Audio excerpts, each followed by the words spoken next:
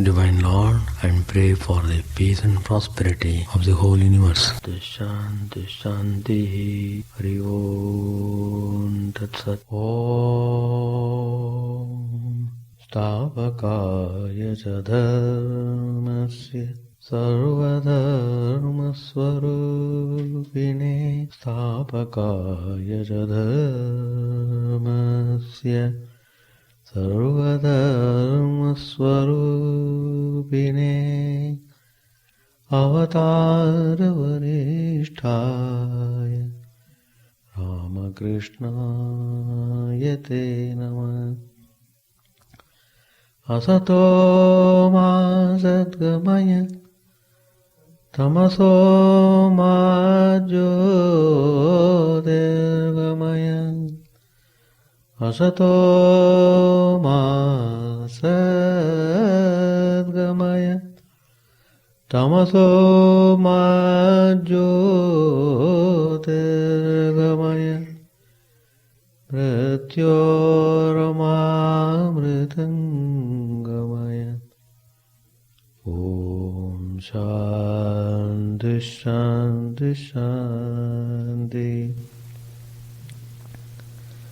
Let us bow down to Sri Ramakrishna, the embodiment of all religions, the Supreme God incarnate. Let us pray to Him to lead us from unreal to the real, to lead us from the darkness of ignorance to the light of knowledge, to lead us from death to immortality.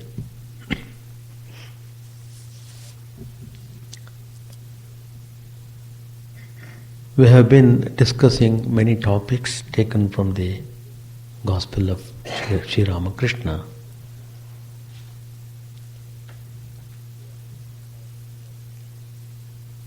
Sri Ramakrishna has clarified many things regarding spiritual life and practice.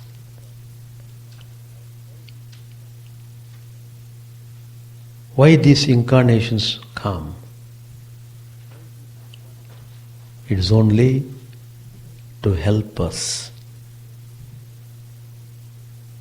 to make easy,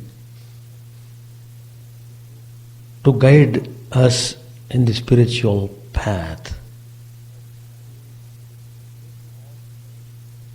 to remove all confusion, doubts from the mind, and to instill faith in the spiritual life. They come. But this coming and going is only in the relative sense. From the standpoint of Vedanta, there is neither coming nor going, neither birth nor death. Then what it is? It is what it is. You can't describe it. Well, as long as we are in this world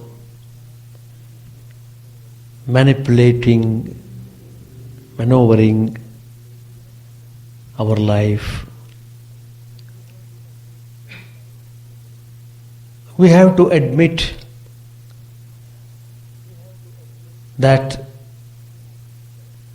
there is this phenomenon, the creation. You may simply say it is all Maya, it is not real. But then we do see things through our senses. It is rather very difficult for us to believe that things are unreal.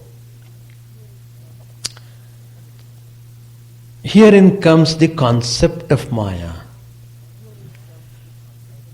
As long as you are having a form, body, mind, senses, objects, and all these things,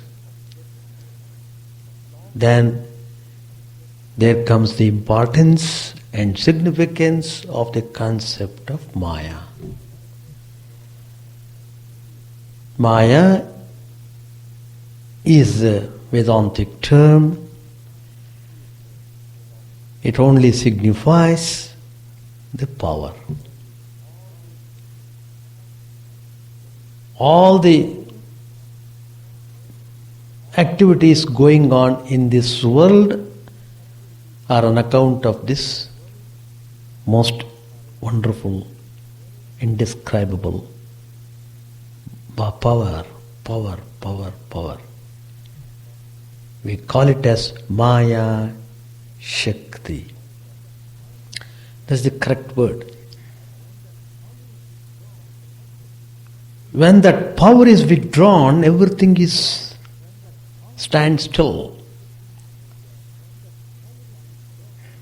Suppose you have kept some vegetables on the oven for cooking, with water, everything is boiling up because the heat is there below. Suppose you turn off the heat, all the activities stop. If you turn off the heat, the activities will stop. Then again you turn on, again the activities will begin. Again it begins to boil. All the vegetables begin to boil. So, action and inaction are due to the display of the power, display of the Maya Shakti. So, very important observation and confirmation we should make is that we should accept in toto the power of Shakti. The whole world is nothing but the manifestation of that power. That power is originated from the invisible reality that is Brahman. So Sri Ramakrishna explains this concept very clearly in the Gospel, the topic which I am going to discuss in one or two classes. It's very important for us to know things properly so that we can move onward, go forward in our spiritual journey. So Sri Ramakrishna said to Keshav Chandra Sen, one of the Brahmo devotees, very reputed person of the time, who was well respected in whole of Calcutta, and he was London returned. People returned from London would have great respect in the society. Anyway, he was very honest and sincere. But then his mind was not very clear about the path which he was following. And Sri Ramakrishna steps in to correct him and to lead him in the right spiritual path. He was telling to Keshav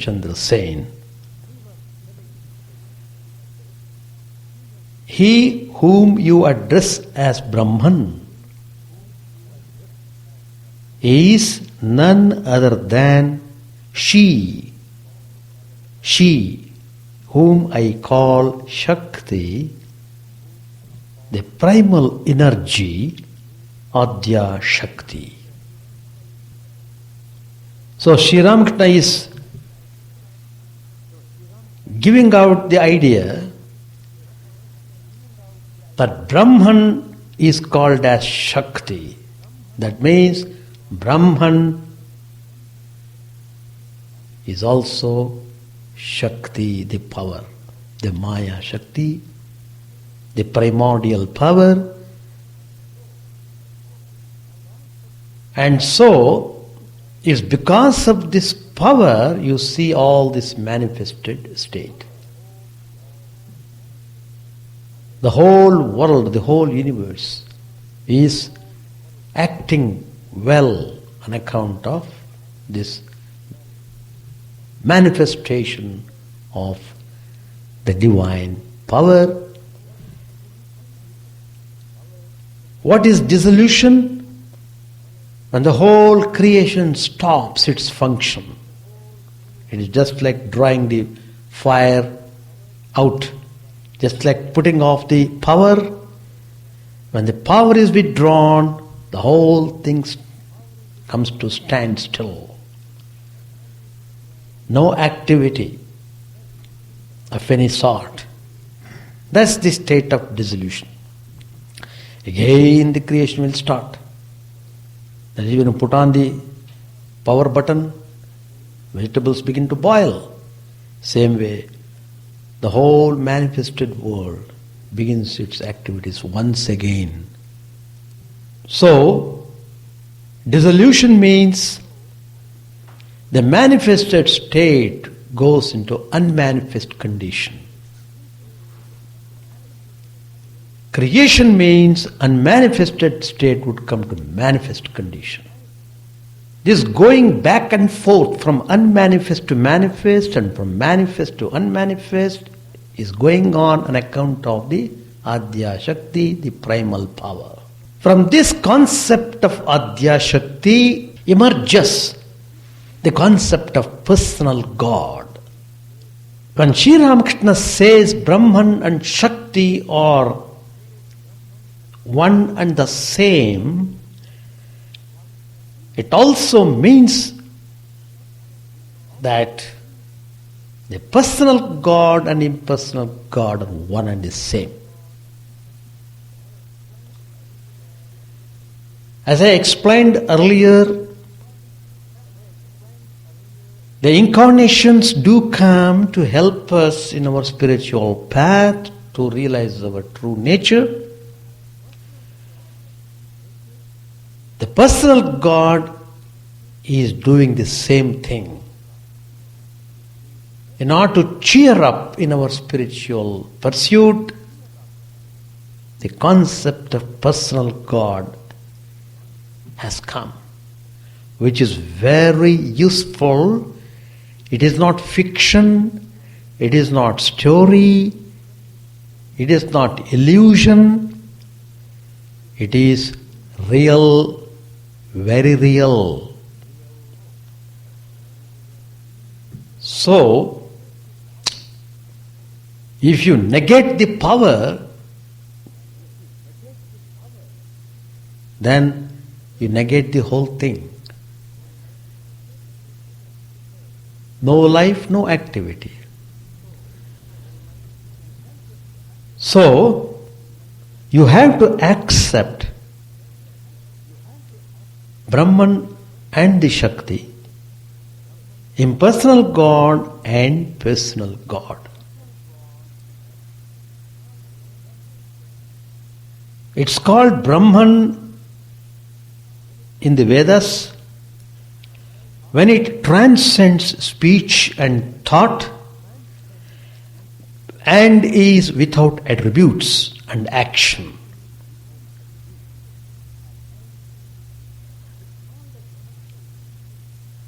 It's called a Shakti when it initiates activity, creation, preservation and dissolution.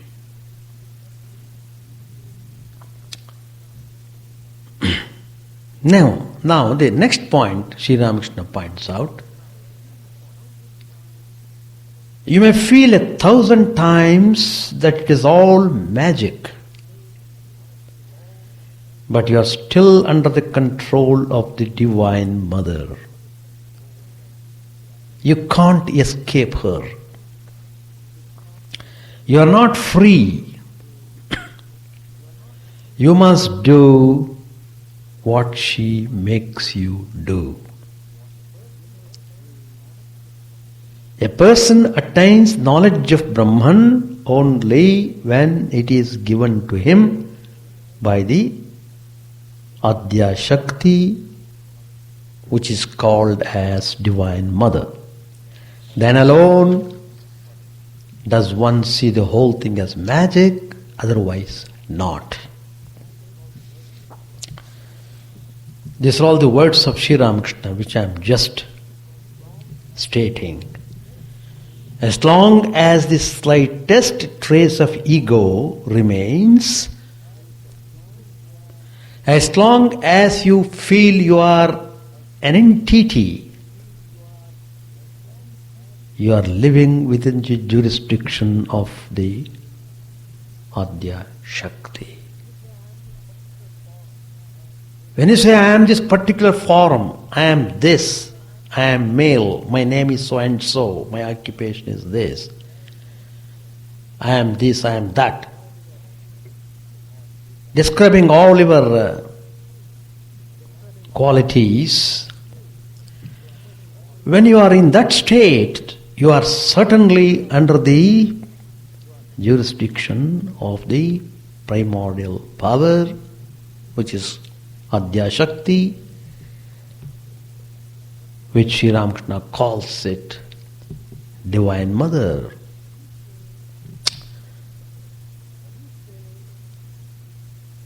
When you say you are a particular entity, your name is so and so, that means you are engaged in some kind of action. So you come under the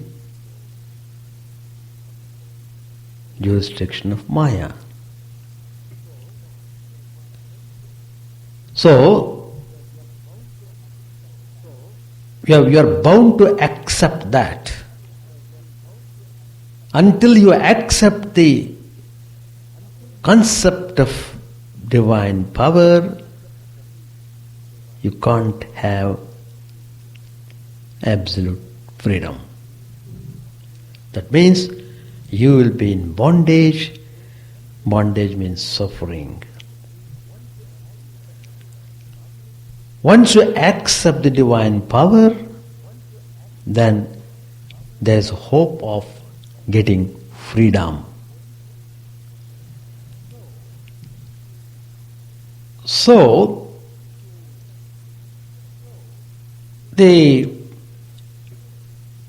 power of Divine Mother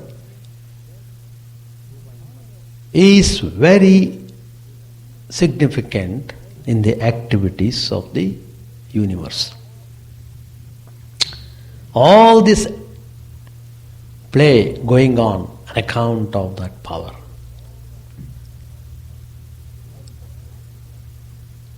With the help of Adya Shakti, the Supreme God sports as an incarnation. Without that power, he can't incarnate. Please note that point always. When he comes, when you accept an incarnation, you must accept the divine power. So the Supreme God, through his Shakti, incarnates himself as a holy person. Then alone does it become possible for the incarnation to carry on his mission. So, everything is due to the Shakti of the Divine Mother.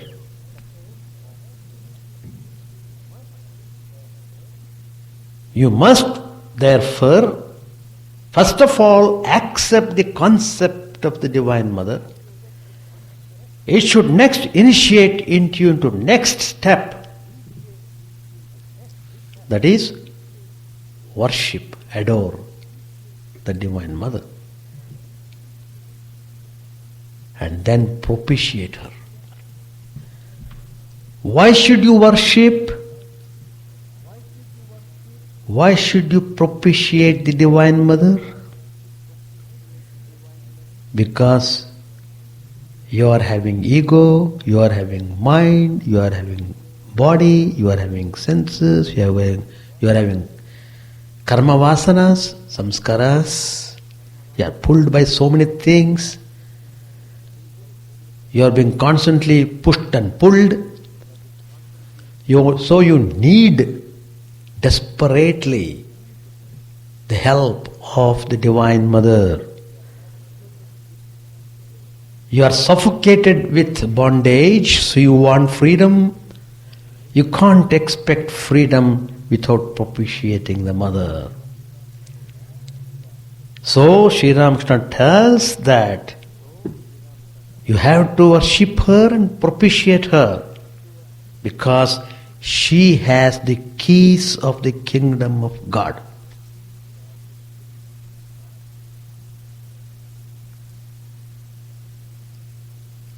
It's very important now. So now it's very clear.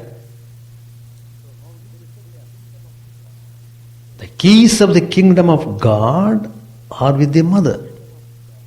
In order to get the keys, you must propitiate her. There's a famous text, it's called Devi Mahatmyam. In that text it is described that the Devi, that is the Divine Mother, who is she? She is the power of the Supreme Being and of inexhaustible valor. She is the Adya Shakti, primeval Maya. She is the seed of the universe and its pervader. So, you have to propitiate her in order to get her grace. If she becomes gracious, she brings about your final liberation from all worldly bondage. That means you'll be free from suffocation. Sri Ramakrishna, if you study his life is a demonstration of spiritual life in practice. Not simply theorizing and talking about. He lived the life, and so what he says is absolutely true. When you come to spiritual life, you appreciate enormously the teachings of Sri Ramakrishna, how everything is opened up, how everything is broadcasted. Go. Let this idea be taken by anybody and everybody. Whoever wants it, let them take. Whoever drinks the nectar becomes immortal. You have to drink it, that's all. So, Sri Ramakrishna, as a worshipper of Kali, the Divine Mother, though he ranged over the entire gamut of religious paths and practices, he came back to the roost at Kali's feet as her beloved, winsome child. Swami Vivekananda the greatest disciple of Sri Ramakrishna. He confided that what his master called as Kali entered into him sometime before Sri Ramakrishna's Mahasamadhi. Sri Ramakrishna left the body. Before he left the body, Swami Vivekananda felt tremendous power is entering into his heart. That power. And he felt her heart has been occupied by the Divine Mother Kali.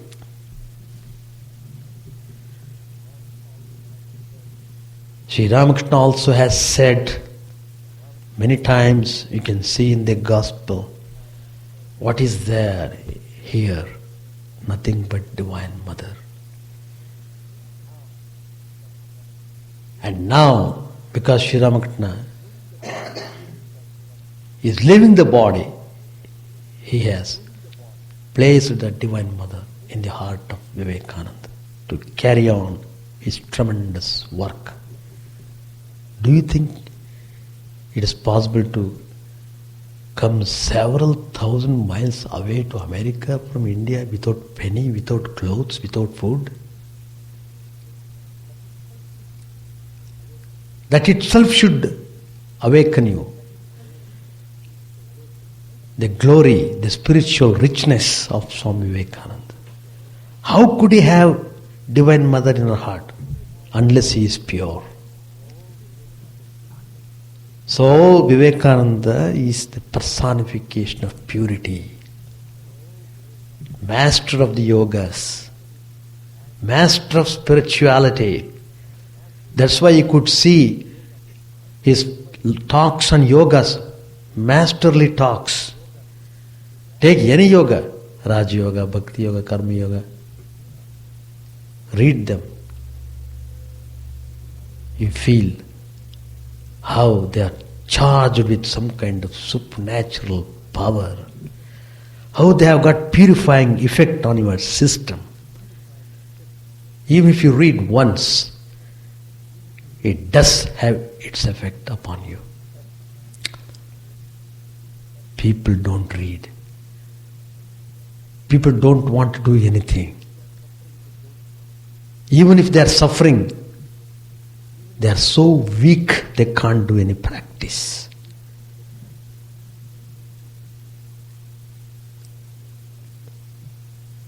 Even if the help is there, they are not taking the help.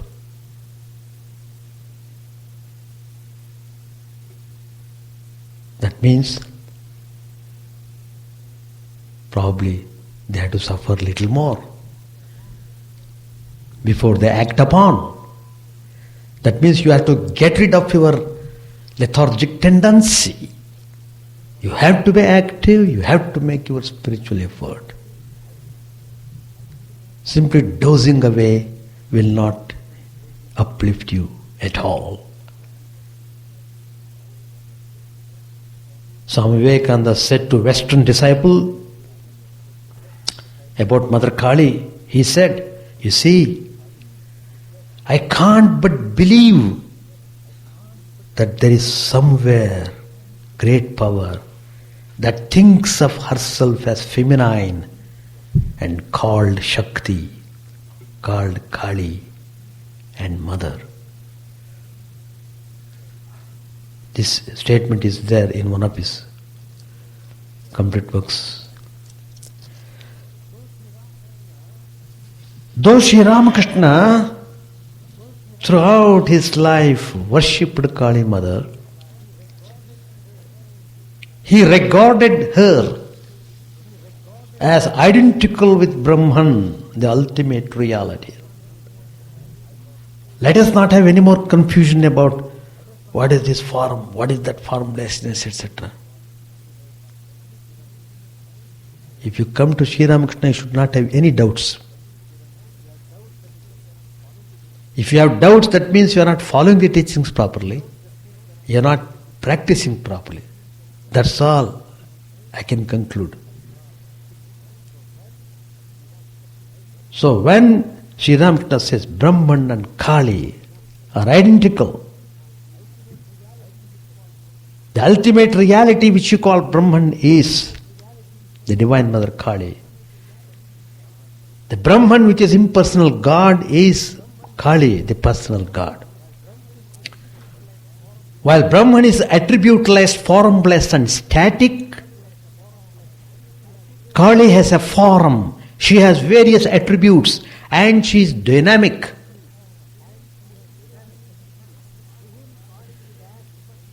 To him, Kali is as much different from Brahman as the burning power from fire or solar radiance from the sun. In the Gospel, again Sri Ramakrishna says, God Himself is Mahamaya, who dilutes the world with her illusion and conjures up the magic of creation, preservation and destruction. That which is Brahman is verily Shakti. I address that again as a mother. That Shakti, I call it as mother. He who is attributeless also has attributes. He who is Brahman is also Shakti. When thought of as inactive, not doing anything, a static state, he is called Brahman. And when thought of as the creator, preserver and destroyer, he is called the primordial energy, he is called Kali, the Divine Mother. Now, the Upanishads, the essence of the Vedas, they deal with impersonal aspect of God. And they are non-theistic in their approach to the reality. Even in one of the Upanishads, there is a story in Kenopanishad, which you have not read. If you have not read, please read it. It's very interesting.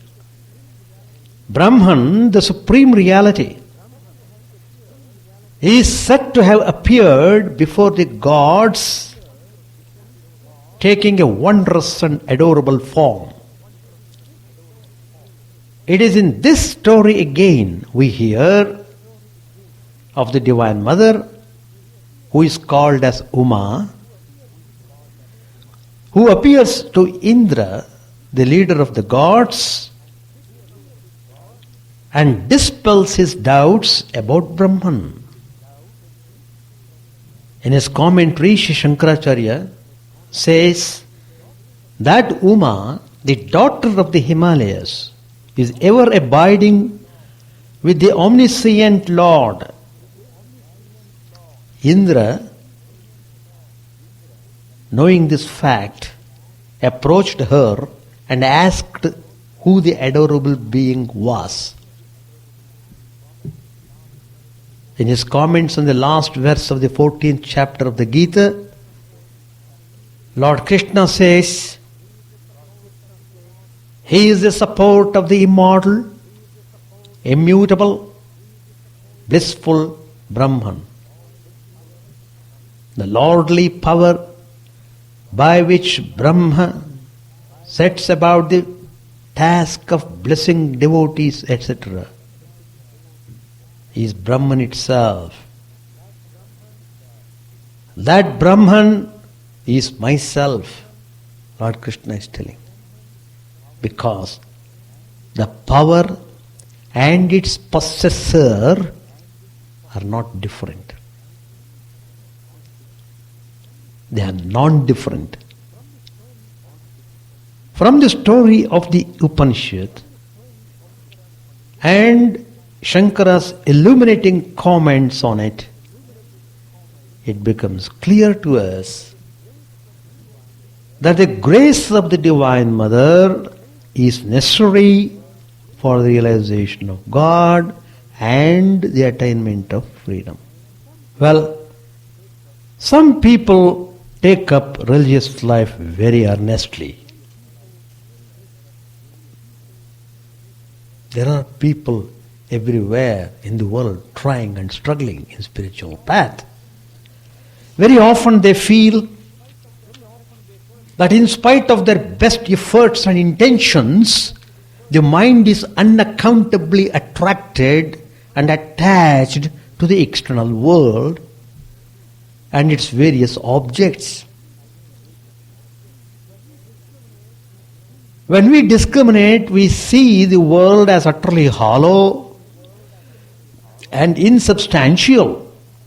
But that understanding proves to be short-lived, like a flash of lightning on a stormy night. Next moment, we are again engulfed in the darkness and begin to chase 100 worldly things and desires. Why is it so? Who causes this delusion? This almost irresistible sense attraction. Herein comes the concept of Maya. So it is the deluding power of the Divine Mother that is responsible for all the things happening in this created universe. So it is because Mother is allowing the entities to go and have the fun in the world, enjoy. As long as people want to enjoy, let them enjoy. When they feel they need no more enjoyment, then they cry for Mother. That means they struggle to retreat. Then Mother will be gracious. But you have to accept the Mother, and you have to propitiate the Mother. You have to worship the Mother to get her grace. So worshipping of personal God, meditating on the personal God, doing japa of the personal God is nothing but getting the grace of the divine power. I shall continue the same topic probably in 1 or 2 classes more. Page 581, page 580. A physician prescribed medicine for a patient and said to him, "Come another day and I will give you direction about it." The physician had several jars of molasses in his room that day. The patient lived very far away. He visited the physician later, and the physician said to him, "Be careful about your food. It's not good for you to eat molasses." After the patient left, another person who was there said to the physician, "Why did you give him all the trouble of coming here again? You could very well have given him the instructions the first day." The physician replied with a smile, "There is a reason. I had several jars of molasses in my room that day. If I had asked the patient then to give up the molasses, he would not have had faith in my words. He would have thought, he has so many jars of molasses in his room, he must eat some of it. Then molasses can't be so bad. Today I have hidden the jars, now he will have faith in my words. I have seen the Acharya of the Adi Brahma Samaj. I understand that he has married for the 2nd or 3rd time. He has grown up children, and such men are teachers. If they say God is real and all else illusory, who will believe them? you can very well understand who will be their disciples. Like teacher, like disciple.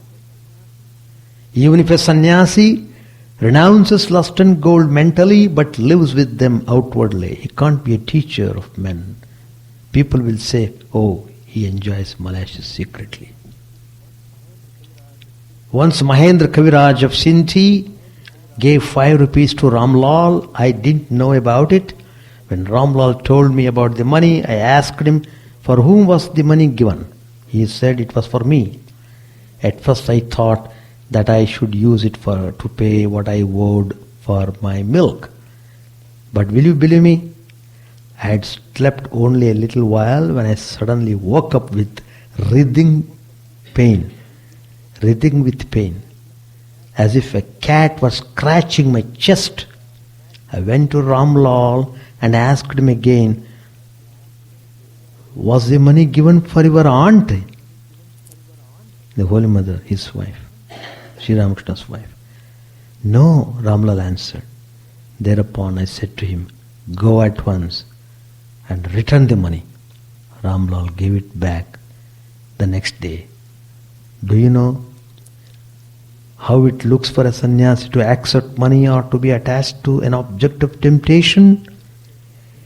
It is as if a Brahmin widow who had practiced continence and lived on simple boiled rice and vegetables and milk for many years was suddenly to accept an untouchable as a paramour.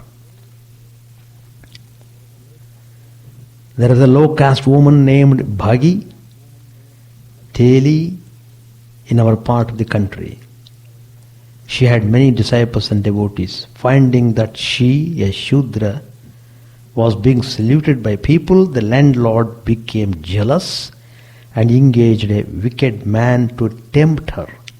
He succeeded in corrupting her, and all her spiritual practice came to nothing. A fallen sannyasi is like that.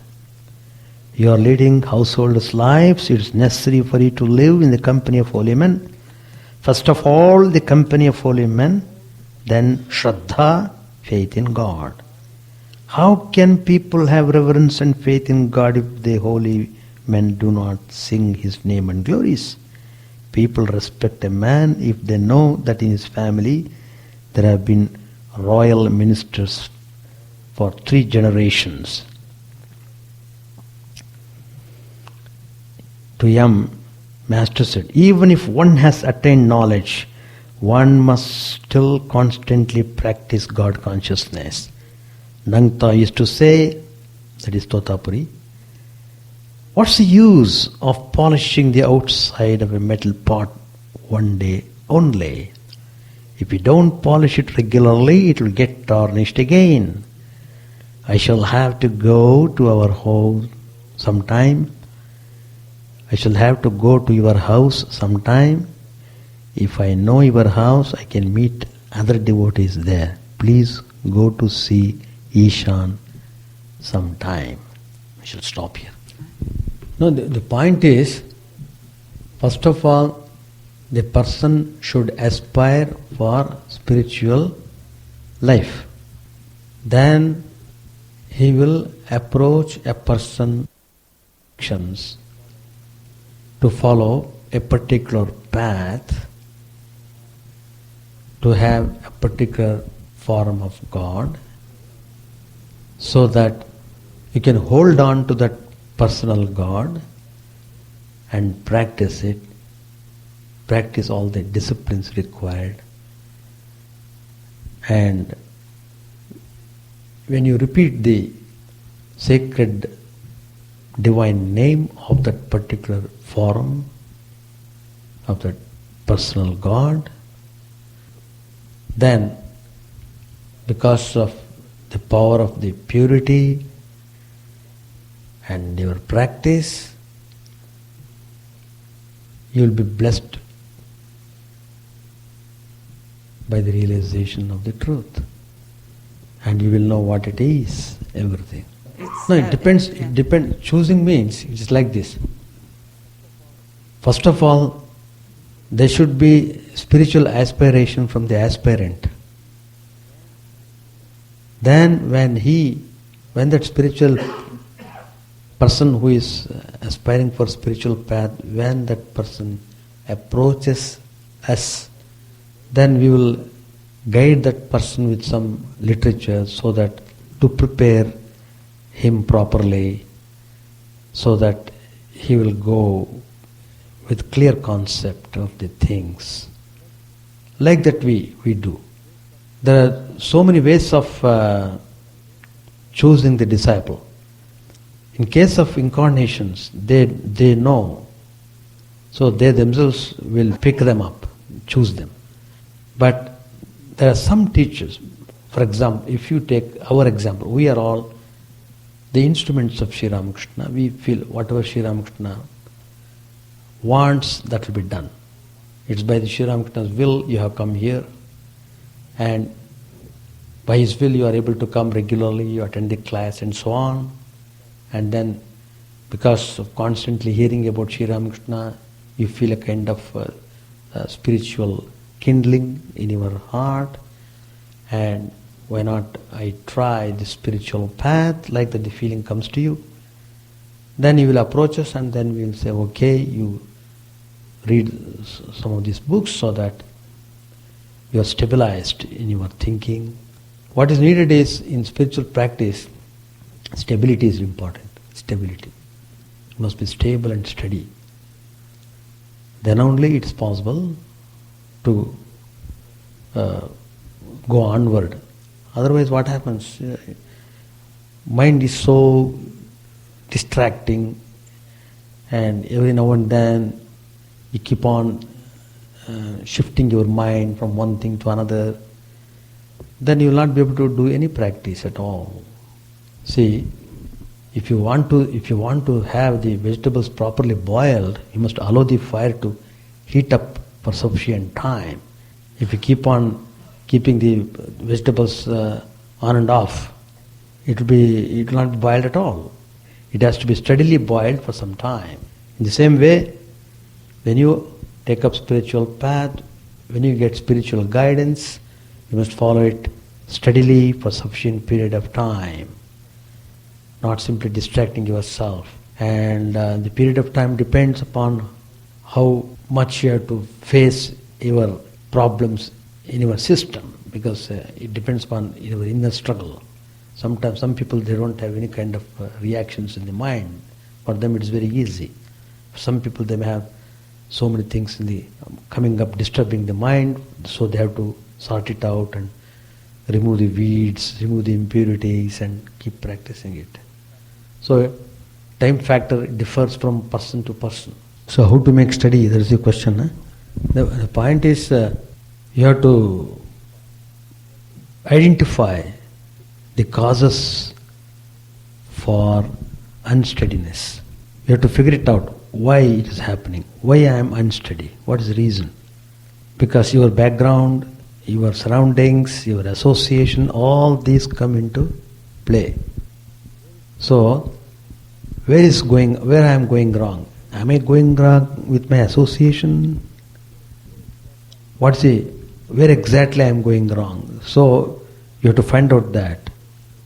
Your friends, your relations, your surroundings, your situation, your home, your job area, everything where you are associated with, you have to scrutinize. You have to scrutinize properly. And if you are aspiring for spiritual life, it should not be difficult for you to understand why you are becoming unsteady.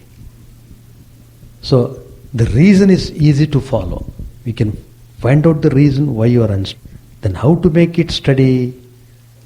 Whatever the reasons you have found out, take them out one by one. Take steps to eliminate the things which are responsible for causing unsteadiness. So like that you have to build up your personality. That's why spiritual life begins on the formation of your character. So you have to well establish yourself in proper code of conduct and a kind of regulated life, pure thinking, pure action, subjectively. Don't think of others, what they are doing, etc. Don't equate yourself with others. Take it subjectively. What I am doing, I should do things properly. So that's the way you should look into yourself and take steps to purify the mind. It only shows the mind is impure. To the extent the mind is impure, to that extent you are unsteady. The unsteadiness is because of the impurities of the mind. The impurities of the mind are because of the various factors which I just mentioned. So you have to watch yourself and find out. And not only that, you have to initiate opposite actions. That means hitherto you are having associated with some sort of people. Now you have to reverse it.